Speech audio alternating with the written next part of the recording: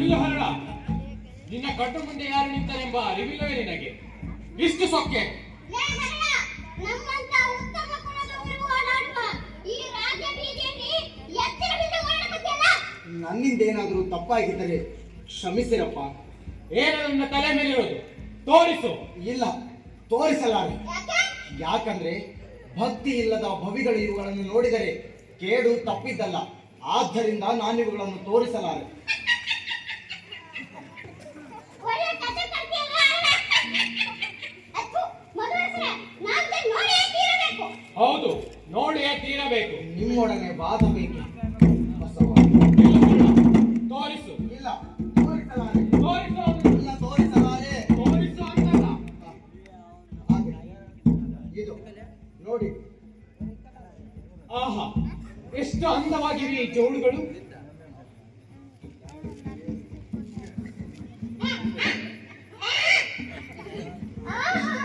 ಸುಂದರವಾಗಿವೆ, ಸುಂದರವಾಗಿವೆ. ಮದುವೆ ನಿಮ್ಮ ತಾಯಿ ಬಹಳ ಚಂದ ಕಾಣ್ತಾರೆ. ಹರಳ, ಈ ಜೋಡುಗಳು ನನಗೆ ಬೇಕು. ಇವುಗಳ ಬೆಲೆ ಏನು? ಮಧುವರಸರಿ, ತಪ್ಪು ತಿಳಿಯಬೇಕು. ಇವುಗಳು ಬೆಲೆ ಕಟ್ಟಲಾಗದು. ಅದರಲ್ಲೂ ತಾವು ಇವುಗಳನ್ನು ಬಯಸಲೂಬಾರದು. ಅಂದ್ರೆ ಜಗನ್ನಾಥನಿಗೆ ಪೂಜೆ ಮಾಡಕ್ಕೆ ಅಂತ. ಇಲ್ಲ, ಗುರುದೇವ ಬಸವನ ನಮಗಾಗಿಯೇ ನನ್ನ ಹಾಗೂ ಶರಣೆ ಕಲ್ಯಾಣಿಯವರ ಹೃದಯ ಚರ್ಮವನ್ನು ಸುರಿದು ಈ ಪಾದರಕ್ಷೆಗಳನ್ನು ತಯಾರಿಸಿದವು.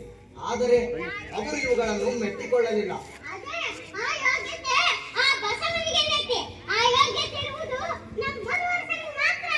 ಹರಳ, ಈ ಜೋಡುಗಳು ನನಗೆ ಬೇಕೇ ಬೇಕು.